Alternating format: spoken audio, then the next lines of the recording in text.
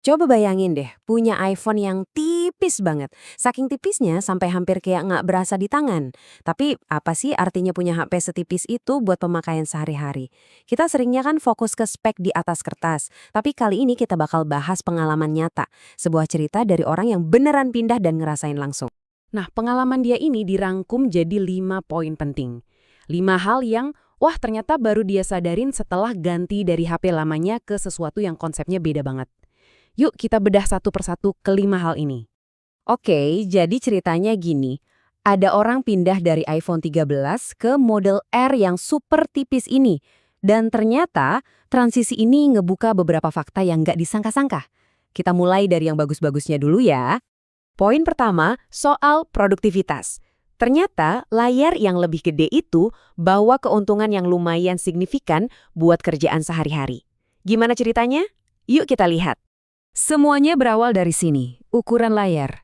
Pindah dari 6,1 inci ke 6,5 inci. Kedengarannya sepele kan? Cuma beda 0,4 inci doang. Tapi ternyata ruang ekstra sekecil itu bisa ngubah segalanya. Contoh paling gampangnya, di aplikasi kayak Notion, tiba-tiba tampilannya jadi lega banget, nggak sempit lagi. Semuanya kerasa lebih enteng, lebih cepet. Kalau lagi kerja di luar kantor gitu, jadi jauh lebih enak. Bener-bener ngebantu produktivitas deh. Terus ada lagi nih benefit yang nggak disangka-sangka. Screen mirroring. Jadi karena HP-nya secara fisik lebih gede, pas di mirroring ke monitor, tampilannya juga jadi ikutan lebih besar.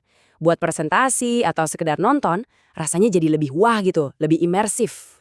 Tapi ya gitu, namanya juga desain super tipis, pasti ada yang dikorbanin. Nah, sekarang kita masuk ke sisi gelapnya nih. Apa aja sih kompromi yang mesti kita terima? Masalah pertama yang paling kerasa, audio. Speakernya cuma satu, dan suaranya itu digambarin super bright. Maksudnya cempreng banget, bassnya hampir nggak ada sama sekali. Jadinya kalau nonton YouTube atau Netflix dalam posisi landscape, suaranya jadi aneh, kerasa kurang nendang. Terus solusinya gimana? Ya, simple aja sih. Mau nggak mau harus ngandelin TWS alias earbuds nirkabel. Pengguna ini sadar, kalau mau dapat audio yang enak, ya TWS ini jadi barang wajib yang harus selalu dibawa. Nah, ini dia pengorbanan kedua. Dan kayaknya ini yang paling nyiksa. Nggak ada kamera ultra wide. Sampai-sampai si pengguna ini bilang, gua tersiksa loh buat ngegambarin ya. Itu udah nunjukin banget kan, seberapa penting fitur ini buat dia. Dan pentingnya itu bukan buat foto-foto estetik ya. Bukan, ini lebih ke kebutuhan praktis sehari-hari. Coba bayangin, mau foto satu rak penuh di supermarket buat daftar belanjaan. Dulu kan tinggal klik pakai ultrawide selesai. Sekarang, dia harus mundur-mundur dulu, cari posisi yang pas. Kelihatannya sepele, tapi kalau kejadian terus-terusan, ya repot juga. Oke, lanjut. Ini ada satu lagi adaptasi yang unik banget yang nggak kepikiran sama sekali. Sebuah kebiasaan baru yang terpaksa dilakuin gara-gara desain HP-nya, dan ini cuma buat hal sepele loh, ngambil screenshot. Siapa sih yang nyangka ngambil screenshot aja bisa jadi petualangan? Jadi, karena bodinya tipis dan licin, pas mau neken tombol volume sama power barengan, HP-nya malah jatuh. Mau pakai assistive touch yang ada tombol di layar itu, ganggu banget katanya. Akhirnya nemu solusi paling pas, fitur backtap. Tinggal ketuk 2 kali punggung HP-nya, jauh lebih aman, lebih cepat, lebih praktis. Oke, kita udah lihat plus minusnya. Sekarang pertanyaan utamanya, dengan semua pengalaman itu, sebenarnya worth it nggak sih pengorbanannya? Jadi kalau kita timbang-timbang nih, di satu sisi kita dapat produktivitas yang naik, pengalaman nonton juga lebih enak.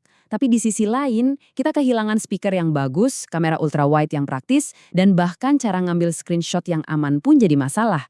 Ini benar-benar pertarungan klasik antara fungsi sama gaya. Ujung-ujungnya ya balik lagi ke kita masing-masing kan? Apakah kalian rela ngorbanin kamera ultrawide cuma demi bodi yang lebih ramping? Siap nggak buat selalu bawa-bawa earbuds demi desain yang kelihatan keren? Pertanyaannya bukan lagi sepadan atau enggak secara umum, tapi sepadan nggak buat kalian.